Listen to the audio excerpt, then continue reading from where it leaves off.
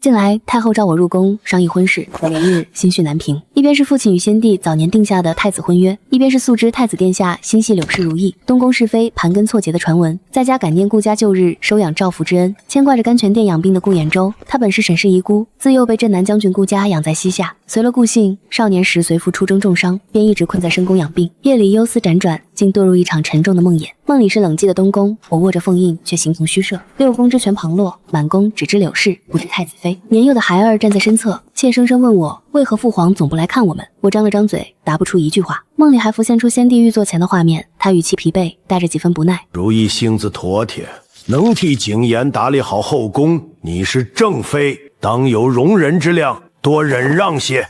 我垂手立在阶下，谢家满门忠烈，我从太子妃到皇后，步步守礼，可所有的退让，到头来只换得一句应当忍让。梦里我没争辩，只觉得心口堵得发慌。画面一转，又是除夕的宫宴，灯火通明处，太子与柳氏带着那孩儿其乐融融。我抱着年幼的孩子站在廊下，寒风卷着雪粒子打在脸上，生疼。孩子小声问我：母妃，我们什么时候能回家？我答不上来。梦里最痛的一幕是甘泉殿的梧桐树，树下摆着半盏凉透的药，还有一碟我少时最爱吃的糕饼。工人垂手禀报说顾公子没撑过这个冬日。我想冲进去，脚步却像灌了铅，怎么也迈不动，只能眼睁睁看着那扇门紧紧闭着，像隔了一生。心口的疼翻涌上来，我眼前一黑，重重跌在雪地里。恍惚间好像听见有人唤我，不是太子妃，也不是皇后，是很多年前温柔又带着笑意的声音。阿四，哥哥带你去放风筝好不好？猛地一颤，我骤然回神，额角全是冷汗。殿外春光明媚，慈宁宫的暖香萦绕鼻尖，手边是刚沏好的清茶，原来只是一场梦。我心里清楚得很，这哪里是什么预兆，全是我这些天听多了东宫传闻，念着顾衍周的病，自己吓自己熬出来的臆想。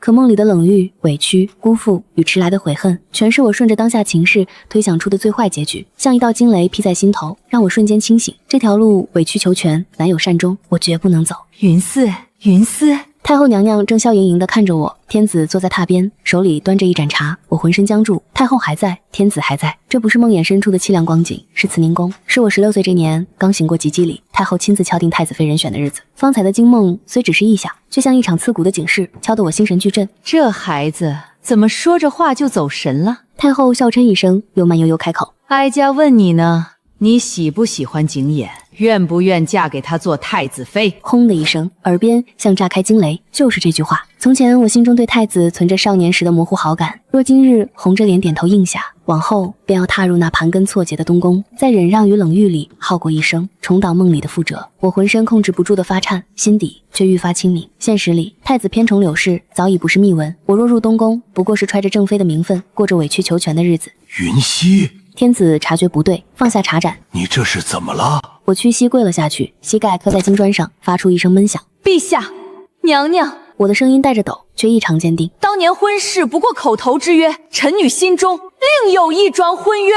慈宁宫内瞬间静了下来，真落可闻。天子与太后对视一眼，眉头微皱。阿斯，你说的什么胡话？这桩婚事是你弟与朕早年定下的，岂能做不得数？臣女没有胡说。我抬起头，一字一句道：昔年陛下尚未登基时，曾与臣女之父顾家伯伯结拜为兄弟。那日宴席之上，酒酣齿热，父亲不仅与陛下口许了太子婚约，也与顾家伯伯定下了儿女婚约。只是后来顾家伯伯战死沙场，兖州重伤养于亨宫，这桩婚约便无人再提。陛下或许也早已忘却。太后脸色微变，顾家是镇南将军顾家独子。我喉间一涩，那个名字压在心底，像隔了半生，终于再次说出口：顾衍周。天子手中的茶盏哐当一声落在岸上。顾衍周。太后的声音轻了些。那孩子，哀家记得当年战场重伤后，便一直在甘泉殿养病。是。眼泪终于落了下来，我俯身叩首。他才是臣女本该嫁的人。臣女自知太子殿下心有所属，强入东宫只会彼此为难，于礼法与两家皆无益处。臣女求陛下娘娘成全。天子与太后沉默良久，念及谢家满门忠烈，顾家旧日军功，又看我态度决绝，全无半分转圜余地，终是松了口。天子命内侍取来圣旨底稿，亲笔勾改了婚约人选，又签上宝玺。虽走的是宫中加急流程，不过小半个时辰，明皇的赐婚圣旨便递到了我手中。甘泉殿的夜凉得筋骨，我攥着旨意，快步走在公道上，裙摆扫过街时也顾不得理，连绣鞋沾了泥污都没察觉。工人们惊愕地看着我，有人唤谢姑娘，有人上前享福，我全都没理会。我知道她在里面，宫里人多眼杂，慈宁宫商议婚事的消息早有风声传开，她定然已经听闻，知道婚事若成，我便要入东宫。从前她总说自己身子不济，不愿耽误我，梦里她郁郁而终的画面还在眼前，如今这场惊梦如同当头棒喝，我断不能让她再这般糟践自己。甘泉殿的门虚掩着，烛火微弱，梧桐树下，那个人穿着厚厚的大氅，指尖正摩挲着一只瓷药瓶，那是医师特意配的温补丹。我知道他已经好几日不肯按时服用了。阿斯，他听见脚步声，回过头来，四目相对，他的眼睛还是那样温润，脸色还是那样苍白，嘴角带着一点虚弱又纵容的笑，和记忆里分毫不差。太子妃备驾事务繁补。他咳了一声，语气如常。你怎么回来？我没让他说完，快步冲上前，我一把从他手中夺过药瓶，紧紧攥在手里。不许放弃！我几乎是吼出来的，声音发颤，眼泪砸在青石砖上。顾衍舟，你敢糟践自己的身子，我就一辈子都不原谅你！我会日日守在这梧桐树下，让你走到哪里都记得你欠我一句兑现不了的承诺。顾衍舟愣住了，他从未见过我这样失态的模样。阿斯，他手足无措的想站起来，又弯腰想护着我。怎么了？出什么事了？地上凉，你快站开些！我拽住他的衣袖，把怀里那卷明皇圣旨塞进他手里，自己看。他展开圣旨，烛光下墨迹未干，玉玺殷红，赐婚。顾衍舟语谢云似，他僵在原地，久久望着那行字，手指微微发颤，而后忽然剧烈咳嗽起来。顾衍舟！我慌了，连忙扶住他。他咳了好半天才平复下来，抬眼看我，眼底翻涌着欢喜，又藏着痛楚与自责。太子妃，他的声音沙哑，是不是很不好？我愣住了。所有人都说我嫁给太子是天大的福气，从没有人问过我好不好，只有他，只有顾衍舟会问。不好！我扑进他怀里，闷声说，一点都不好。顾衍舟，你不在，我心里不安稳。他的身体僵硬了一瞬，而后伸手轻轻环住了我。不哭了。他的声音很轻很轻。阿斯不哭了，哥哥在，夫君在。半个时辰后，萧景琰赶到了慈宁宫。父皇母后，他进门时还带着笑意。阿斯呢？婚事定下了吧？天子脸色铁青，太后别过脸不愿看他。阿斯去哪儿了？萧景琰的笑容渐渐挂不住。他的婚事定给了谁？定了。太后开口，语气平淡。顾家独子顾衍舟。萧景琰的笑容彻底僵在脸上。什么？阿斯自己求的，陛下与本宫都准。太后看着他，婚期定在下月。顾衍舟！萧景琰声音拔高，他身负重伤，常年卧病，怎么能放肆？天子猛地拍案，怒声呵斥：混账！谁教你说的这般话？顾家世代忠良，兖州那孩子是为家国受的伤。父皇，萧景琰急了，阿斯是要做太子妃的人，怎么能嫁给一个病秧子？阿斯自己不愿嫁你。天子的声音冷了下来。萧景琰愣住了。什么？他跪在朕与你母后面前，求朕抹去与你的婚约。天子语气疲惫。萧景琰，你是怎么待他的？让他宁可选择养病的顾衍舟，也不愿嫁入东宫。萧景琰的脸色一点点白了，他身后柳如意不知何时跟了进来，此刻也怔怔地站着，忘了反应。怎么会？萧景琰摇头。怎么会？他明明心悦我的。他心悦你什么？太后冷笑一声。心悦你把如意做的糕点典当宝贝，把他亲手编的络子随手砸了，还是心悦你事事护着旁人，冷待正妻。萧景琰无言以对，这些事他都做过，只是从前从未觉得要紧。我要见他！他转身就走。我要亲自问他。萧景琰，太后的声音从身后传来。他现在在甘泉殿，你若敢去闹，哀家再就当没生过你这个儿子。那夜我们在梧桐树下坐了很久，我说了很多话，哭了又笑，笑了又哭。到后来倦意上来，便靠在顾衍舟怀里睡着了。醒来时，他正低头看我，眼底盛着温柔。醒了。他笑了笑，递来一杯温水。哭了这么久，渴不渴？我接过水喝了一口，抬头盯着他的脸，还是那样苍白，带着久病的虚弱。顾衍舟，以后不许再不吃药。他沉默了一瞬，轻轻应道：好。不许再想着放弃自己。好，不许！我顿了顿，声音放轻：不许再把我推给别人。这一句他没有立刻回答。顾衍舟，我扬起脸看他，他喉结动了动，声音很轻：阿斯，你知道我如今是什么样子吗？我这双腿也许这辈子都站不利索，你嫁给我会被全京城的人笑话，你明白吗？我看着他的眼睛，一字一句地说：那你明白吗？我曾无数次预想过入东宫的日子。太子心有所属，东宫是非不断，就算做了太子妃，也未必能安稳度日。这些年东宫势大，不少谢家、顾家的旧部都被寻了错处，贬谪排挤。我若嫁过去，只怕连忠良旧部的公道都讨不回来。顾衍舟，你问我做太子妃好不好？我告诉你，一点都不好。我不怕被人笑话。我伸手抚上他的脸颊，我只怕你再把我推开。顾衍舟看着我，眼眶一点点红了。他伸出手，轻轻摸了摸我的头发。好，他说：“以后不推了，往后余生都不推了。”那一夜，我在甘泉殿待到很晚。回去时，他坐在梧桐树下送我。阿四，你还记得他风筝吗？我回头，月光落在他身上，笑容淡而温柔。记得，怎么会不记得？那一年，我们刚被接入宫中，他14岁，我11岁。他随父入南疆历练，恰逢战事，误入帐林，落下病根，整日躺在榻上，偶尔还会咳得厉害。有一天，他忽然说想看风筝，我便推着轮椅带他去了御花园。那天风很大，放风筝的人很多，太子萧景琰也在，他身边跟着个眉眼清秀的小姑娘，就是柳如意。风筝线断了，纸鸢飘飘悠悠落在我们脚边。萧景琰远远招手。你是哪个宫的？给姑捡捡风筝。他不愿让柳如意做弯腰的活，我正要俯身，顾衍舟按住了我的手，他吃力地弯下腰，捡起风筝递给我，轻声说：“阿四，去跟太子哥哥玩。”可是哥哥不喜欢放风筝。他笑得虚弱。哥哥喜欢看人放风筝，阿四放给哥哥看，好不好？我大声应着好，高高兴兴跑了过去。柳如意把线轴塞给我，说自己累了。风筝飞得很高，我和萧景琰的发带缠在一起。他笑着问我：“你叫什么名字？”风很大，我笑得很开心，也没听见身后顾衍舟压抑的咳嗽声。后来我才知道，御花园是太子常去的地方，是他用不多的银钱从小太监那里打听来的。他总说自己身子不济，配不上忠烈之后，想让我遇见萧景琰，想让我有个旁人眼里的好归宿。顾衍舟，我忽然开口：“如果那日我回头了，你会不会后悔？后悔把我推给别人？”他沉默了一会儿，声音轻得像春风：“后悔，很后悔，所以往后不推了。”萧景琰终究还是没听太后的劝。第二日天不亮，他就守在了甘泉殿外的宫巷口，只敢远远等着，不敢闯进去。我出宫门时被他堵了个正着。阿四，他瘦了很多，眼下青黑，衣袍带着褶皱，一看便是一夜未睡。你怎么能说变就变？他盯着我的眼睛，从前你明明是心悦我的，如今怎么连半分情面都不留？我没有说话。你怨我？他声音嘶哑。我知道你怨我，我从前慢待你，护着柳如意，冷着你，我没有怨你。我打断他。萧景琰一愣，我只是不想见你。我说：“萧景琰，往后我不想和你有任何关系。”可是姑，你喜欢我吗？我问。当然。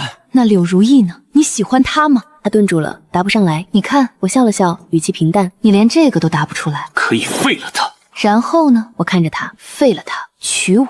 过几年又觉得亏欠他，再把我冷落一旁。萧景琰，我不是从前那个只围着你转的谢云熙了。那顾衍舟呢？他猛地提高声音。他能给你什么？他的身体。他能给我一个家。我打断他，语气平静却坚定。安稳日子比什么都重要。往后我要和他一起过好日子，也望殿下自重，专心朝政，莫负了储君的身份。萧景琰愣在原地，我越过他，朝甘泉殿走去。走出几步，听见他在身后低声说：“阿四，是我对不住你。”我没有回头。他走了。甘泉殿里，顾衍舟靠在榻上，手里拿着一卷朝报。这些年，他虽深居简出，却从未放下过兵书与政务。二皇子萧景瑜的贤明，东宫的形势偏颇，他早有关注。岸边还落着几卷旧档，是这些年暗中收拢的东宫一党构陷忠良的零散证据。我坐下，说了些悔悟的话。顾衍舟翻朝报的手顿了顿。阿四，储君德行关乎社稷安危，自有陛下与朝中百官公论。为人臣者，只可据实奏事，不可妄议国本。他抬眼看我，目光温柔却坚定。但我可以保证，绝不会再让你受半分委屈。朝堂清明，百姓安乐，我们的小家才能安稳。他说的轻描淡写，像在说今日天气很好。可我知道，他心中已经有了决断，不是为了私怨，是为了朝堂安稳，也是为了护我一世周全。顾衍舟站起来了，那是定亲后的第3天。我去甘泉殿找他，远远就看见梧桐树下立着一道人影，身形修长，月白锦袍。听见脚步声，他缓缓转过身。阿四，他站在那里，像一株雨后青竹。我张着嘴，半天说不出话。你能站起来了？他笑了笑，语气云淡风轻。得遇良医，悉心调治了些时日，便能起身了。他说的轻松，可我看见他眼角一闪而过的隐忍，也看见他袖下指尖不自觉的微颤。后来我才知道，半年前他便寻到了那位擅长避毒诊治的医师，也知晓了陈客的压制之法。只是那时他心如死灰，宁肯在轮椅上耗完残生，也不愿用这般耗损元气的法子。直到我叩开甘泉店的门，攥住了他的药瓶，也攥住了他求生意愿。顾衍舟，我走上前，扶住他的手臂。你是不是瞒了我什么？没有。他反握住我的手，指尖微凉。阿斯，你看，哥哥能站起来了，以后哥哥能护着你了。他低下头，额角轻轻蹭过我的发顶。我当时只当是久病初愈的寒凉，后来才知道那是压制避毒的药物带来的负效。大婚那日，金陵城满城红绸，陛下感念顾家忠烈，早前便授了兖州一个光禄司少卿的虚衔，虽不用每日当差，却也算有了朝职。顾兖州骑马迎亲，一身红衣，风神俊朗，街边百姓纷纷惊叹：顾公子站起来了！谁说他是废人？我坐在花轿里，透过红纱看着他的背影。他骑在马上，脊背挺直，嘴角含着笑。可我知道他在忍。要幸凡事的日子，偏偏就是大婚这天。医师劝过他换个日子，他执意不肯，说要风风光光娶我进门，不能让我受半分闲话与委屈。花轿到了沈府门前，这是他本家旧宅。他虽自幼养在顾家，却仍守着沈家祖宅，也算归宗认祖。顾兖州翻身下马，伸手扶我。阿斯，他的声音压得很低，只有我能听见。累不累？不累。我握紧他的手。你呢？难不难受？不碍事。他笑着说，可手在微微发抖。大婚礼成，宾客散去，洞房里红烛高烧。顾兖州坐在床沿，我坐在他身旁。阿斯，嗯，我是不是在做梦？我伸手轻轻掐了掐他的脸。疼吗？疼。他笑了，眼眶却红了。不是梦。不是吗？我靠在他肩上。顾兖州，你是我的夫君了。他低下头，很久没有抬起来。我听见他闷闷的声音：阿斯，谢谢你，谢谢你，没有不要我。我抱住他，他的身体很凉，心跳却很快。不会的，我说，这辈子下辈子都会。待3朝回门过后，我便寻了个由头，去城西拜访了那位为兖州诊治的医师。医师住在城西一间不起眼的小院里。夫人来的比老朽预想的早。医师叹了口气，他的身子到底是怎么回事？我问，真的只是旧伤？不全是旧伤，是陈年避毒。医师给我倒了杯茶。此毒是当年征战时误入南疆瘴林，山泽湿毒沉于经脉所致，毒至气血，让人腿足无力，身体羸弱，常年不愈。我心头一紧，有解法吗？有。医师点头，解法有2：其一，常年温养，带病延年，可终生难愈，也无法如常人一般行走；其2，需苗疆深山的凝露草做药引，配合金针渡毒调理，可拔净体内余毒，彻底痊愈。那为何他从前不治？一则凝露草生于毒瘴深处，采摘凶险，稍有不慎便会被瘴气所伤；二则入药行针期间，需亲近之人在旁陪护调息，辅助药力运行。陪护之人也要耗损不少气血心神。医师看着我，顾大人早前便问过根治之法，只是听闻需亲近之人陪护耗损气血，他便绝口不提了。从前他心灰意冷，不愿旁人替他冒险，便索性放弃了。我握着茶杯的手紧了紧，原来他不是不能好，是不愿拖累人。那他如今能站起来，是服了暂时压制毒性的汤药，能保数月行动如常。可药性一过，毒性反弹会更耗损身子。医师叹气，他说要风风光光娶夫人过门，不能让您受半分委屈。我坐在那里，眼泪一颗一颗砸在手背上。医师，我抬起头，语气坚定，我要治，不管有多难，我都要他痊愈。夫人可想清楚了，陪护行针的过程，您也要承受不适。我想清楚了。我说，他为我连身子都能不顾，我陪他走这一遭，算得了什么？医师看着我，良久叹了口气，只是还有一桩难处。苗疆深山乃大雁番属辖地，无官文不得擅入。凝露草也属当地管冲的珍稀药材，需皇室旨意方能取用。我明白了，顾兖州留心朝局，据实奏事，不只是为了朝堂安稳，也是在为求这一道旨意铺路。他不想让我知道这些凶险，只想自己把路铺好，护我一世安稳。可他不知道，我也想和他并肩，一起跨过这道坎。今日之事，我叮嘱医师，先不要告诉他，我想等一切稳妥了再和他说。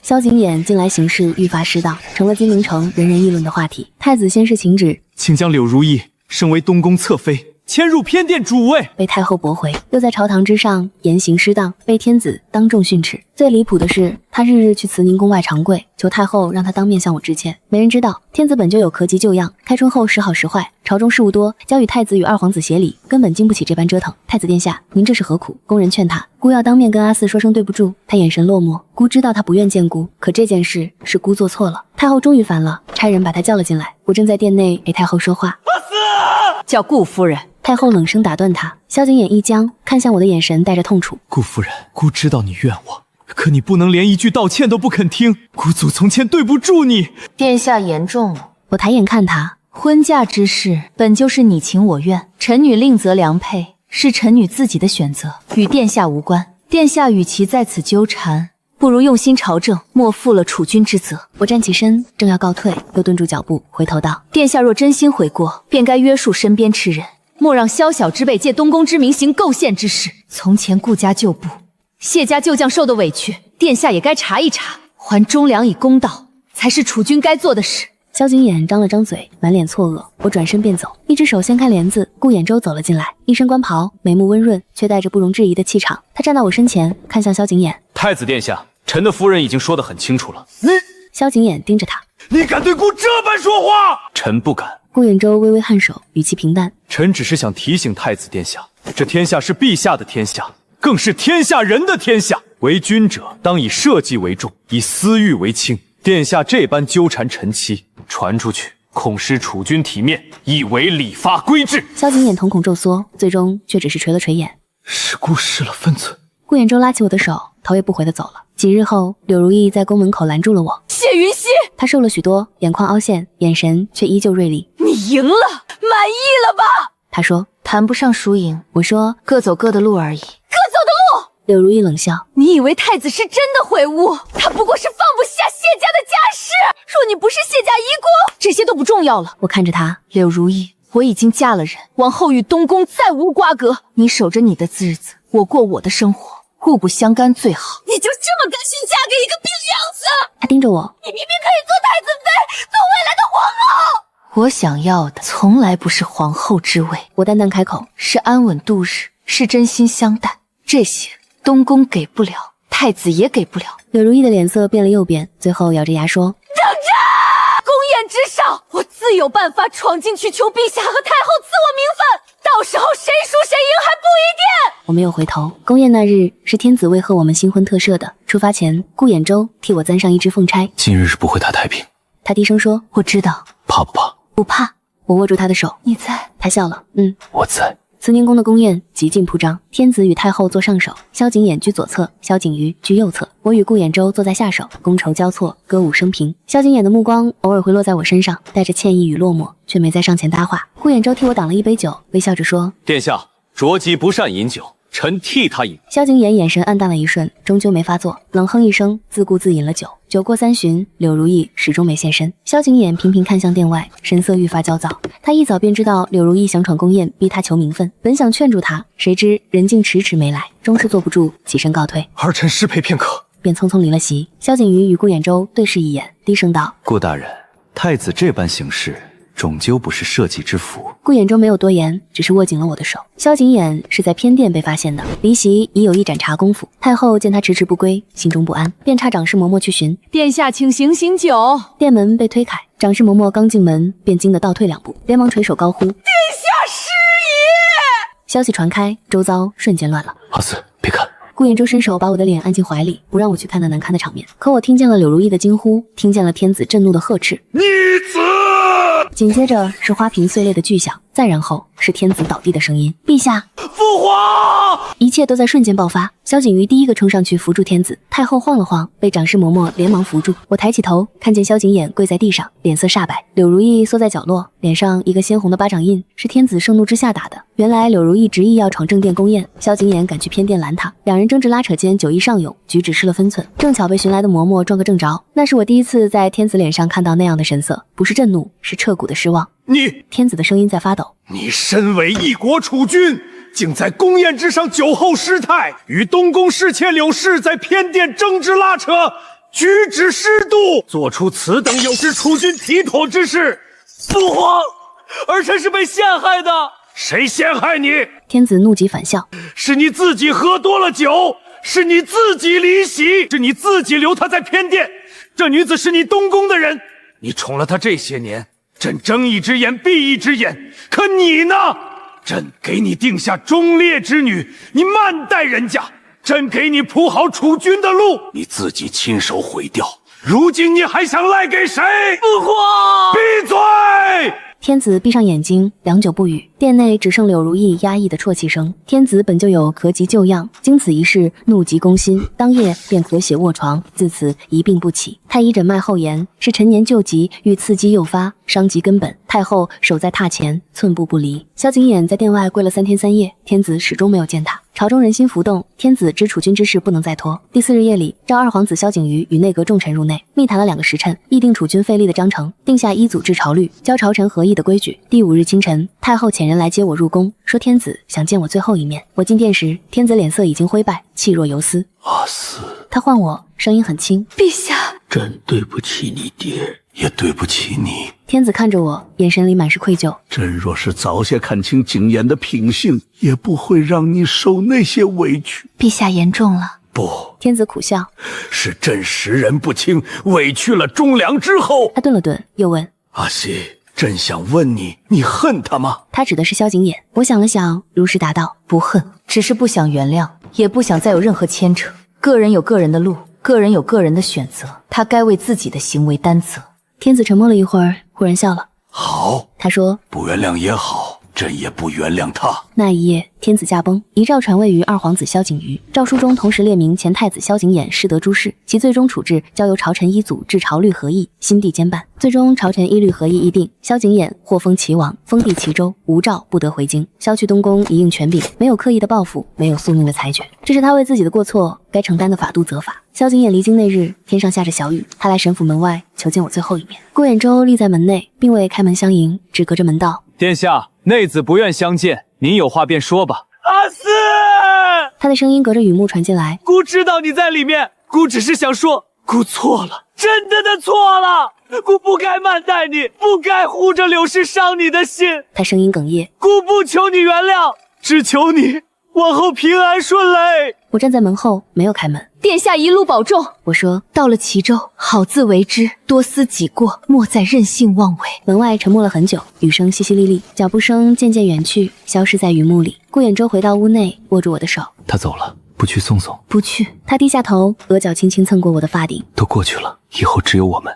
窗外雨声渐小，我靠在他怀里，终于落下泪来。不是难过，是放下了心底多年的遗憾。新帝登基，改元永安。萧景瑜登基后第一件事便是下旨整肃朝纲，查办多年来攀附东宫、构陷忠良旧部的相关人等。此前顾衍周已将整理多年的旧案卷宗上奏朝廷，桩桩件件都有实证，皆是当年借东宫之势打压异己、构陷忠良的实据。此举本是为昭雪旧案、整肃朝纲，并无半分私怨。柳如意作为齐王府姬妾，本应随萧景琰一同前往齐州。临行前，萧景瑜单独召见了他。柳氏，你可知罪？柳如意跪在地上，一身素衣。罪妾知罪。何罪？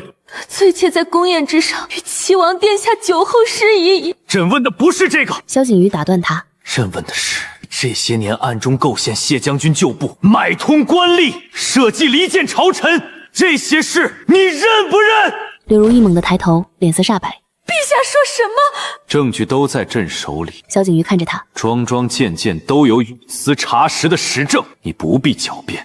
柳如意浑身发抖，还想辩驳。你认与不认都不重要了。萧景瑜站起身，念在你未曾伤及人命，依律朕不赐你死具。你随七王去齐州，入王府家庙思过，终生不得出府。望你诚心悔过。陛下，带押下去。新帝下的第2道旨意，便是赐顾衍周特许官文，准他持旨入苗疆深山要谷，求取凝露草入药。一来感念顾家世代忠烈，顾衍周为国立功负伤；二来嘉奖他整理旧案，昭雪忠良之功。顾衍周跪谢圣恩。出殿时，我正站在殿外等他。陛下允了？我问。允了。他握住我的手，眉眼弯弯，像当年梧桐树下的少年。阿四，我有救了，等我痊愈了，以后年年都陪你放正。苗疆路途遥远，他又说，你在京中等着我，我很快就回来。我要跟你去。阿四，我说过，不许你再把我推开。我看着他，你要去寻药，我便陪你去，无论好坏，都和你在一处。顾衍周看了我很久，终究叹了口气，笑着点头。好，我们一起去。去苗疆的路走了2个月，顾衍周的身体时好时坏，好的时候他骑马走在我前面，脊背挺直；坏的时候他躺在马车里，额头滚烫，咳嗽不止。压制屁毒的药力渐渐压不住陈珂了。第一次毒性反弹是在半路，他忽然累住马，脸色一白，身形晃了晃，并从马上栽了下来。没事。他撑着地面想起来，声音发虚，只是有些累。话音未落，便昏了过去。我连忙扑上去扶住他，他的手冰凉，嘴唇泛白，额上全是冷汗。那一次，他昏迷了3天3夜，醒来时，苗疆的青山已经映在车窗里。到他哑声问。到了。我握紧他的手。我们到了。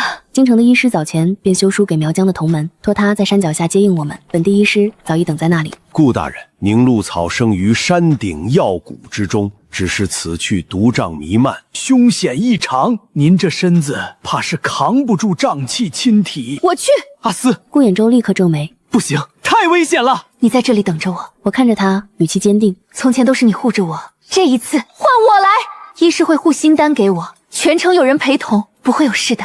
我亲自去，也能亲眼确认药材无误。苗疆药谷毒瘴弥漫，医师在前面引路，我跟在后面。瘴气呛得人喉咙发紧，脚下青苔湿滑，每一步都走得艰难。走了不知道多久，腿开始发软，意识也有些模糊。终于，我看见了那棵巨大的古树，树下生着一丛碧绿色的草，草叶上凝着晨露，正是凝露草。就是它了。医师低声说：“夫人小心，草叶沾了瘴气，碰了会刺痛发麻。”我走上前，服下护心丹，伸手摘下了那株凝露草。指尖触到草叶的瞬间，一阵细密的刺痛传来，可我心里是欢喜的。顾衍周，你有救了，我们以后还有很长很长的日子。我从药谷下来时，天已经黑了。顾衍周撑着病体等在山脚下，看见我下来，连忙上前。话没说完，他便咳了一声，脸色又白了几分，是毒性反弹的征兆。你别乱动，我扶住他，把凝露草递给他看。你看，我拿到了，你的毒能解了。他看着我被草叶折得发红的指尖，眼眶瞬间就红了。傻子，他哑声说：“这么危险的事，你怎么敢？”为了你，有什么不敢的？我笑了笑。我们快回驿站安顿下来，好让医师制药。到了就近的州府驿站安顿下来，医师便着手配药炼丹。我这才告诉顾衍周，凝露草入药行针期间，需亲近之人在旁陪护调息，辅助药力游走经脉，过程会耗损不少气血心神。不行，他想都没想就拒绝了。我宁可不治，也不能让你冒险。说什么傻话？我握住他的手。医师说了，只是酸胀乏力些，不会有性命之忧。等你痊愈了，我们还要一起过几十年呢，这点苦算得了什么？顾衍周，从前都是你一个人扛着，往后的路我们一起走，好不好？他看着我良久，终于点了点头，眼眶通红。炼药成丹那日是个晴天，医师准备好了金针，让我坐在顾衍周身侧。一会儿要药力散开，夫人需在旁守着，按老叟说的法子帮他顺气调息，配合行针引导药力游走经脉，过程中你们二人都会有经脉酸胀之感，切记不可中断，否则药力散了便前功尽弃。好。我和顾衍周异口同声。丹药入口，顾衍周闭上眼，很快他额上便渗出冷汗，眉头紧紧皱起。我坐在一旁，按医师教的手法帮他调理气息。一股酸胀的热感顺着指尖蔓延上来，像有暖流在经脉里缓缓淌过，不算轻松。可我看见他隐忍的侧脸，便觉得这点不适不算什么。不知道过了多久，酸胀感渐渐褪去。顾衍周睁开眼，第一句话便是：“阿四，你难不难受？”我笑着摇头，不碍事。你呢？觉得怎么样？他试着运了运气，眼中露出喜色。经脉里的沉滞感轻了很多。医师上前诊脉，片刻后松了口气。成了，余毒已经开始消散，后续再调养3-5年，便能彻底痊愈，与常人无异。屋子里的气氛一下子松快起来。夜里宿在驿站，顾衍周坐在床沿，看着我喝调理的汤药。苦不苦？他问。不苦，我笑，比你从前喝的那些药甜多了。他没笑，只是伸手轻轻抚了抚我的头发。阿四，往后的日子我们好好过，你陪我治病，我陪你看遍山河。好，我伸出小指拉钩。他愣了一下，随即也伸出小指勾住我的拉钩。两只小指紧紧勾在一起，像辗转多年的心意，终于稳稳落在了实处。来年春天，齐州传来消息，萧景琰到齐州后，早年纵容下属，构陷忠良的罪证经有司一律全部查实，一律被削去兵权，圈禁于齐王府中，无诏不得出府。柳如意入了王府家庙，终日礼佛思过，终生不得踏出府门一步。个人有个人的选择，个人有个人的归宿，法度昭彰，罚当其罪。我问顾衍周，你觉得柳如意可惜吗？顾衍周想了想，可惜，但不无辜。路是他自己选的，后果便要自己承担。那我呢？我笑着问，我可惜吗？你不可惜。他握紧我的手，眼底盛着温柔的笑意。你有我。顾衍周，你真不害臊。他笑出声，跟自家夫人过日子，要脸做什么？永安3年，春天来得格外早，沈府的梧桐树开了花，风一吹，淡紫色的小花簌簌往下落。我坐在树下，手里拿着一只新做的风筝。阿四，身后有人唤我，我回头，顾衍周站在春光里，一身青衫，眉目含笑，他手里也拿着一只风筝，是少年时我最喜欢的蝴蝶样式。去上风筝。好。御花园的风还是和从前一样好。我拉着线轴，顾衍周站在我身旁，风筝飞得很高很高。还记不记得小时候？他问。记得，你骗我说你不喜欢放风，只喜欢看人放。我没骗你，他说：“我是真的喜欢看人放风筝。看谁？看你。”他低下头，笑眼里盛着碎光。只是那时候我觉得自己不配放风筝，不配跟你玩，不配喜欢你。风忽然大了起来，风筝线绷得笔直。现在呢？我抬头问他。现在，他伸手附在我的手上，和我一起握住线轴。现在我觉得天上地下只有我配。顾堰舟，你真不害臊。他笑得温柔。可你喜欢？风筝飞得很高，线在我们手里，很稳很稳。我想起很多年前的那个春天，他坐在轮椅上推着我去放风筝，说哥哥不喜欢放，说阿四去跟太子哥哥玩。那时候风太大，我听不见他压抑的咳嗽声。如今风还是很大，可我能清清楚楚听见他的心跳声，就在我耳边，沉稳又安心。顾堰舟，我忽然轻声唤他，他身子微顿，低头看我，眼底的温柔漫了出来。往后的日子还很长，养病的日子或许会有些无聊。可是我靠在他怀里，听着他的心跳，有你在，我就什么都不怕。他低下头，轻轻吻了吻我的发顶。我也不怕。风筝在春风里飘摇，线轴握在我们手中，稳稳的。我不算聪明，也险些走错路，可我终于做对了一件最重要的事，选了你。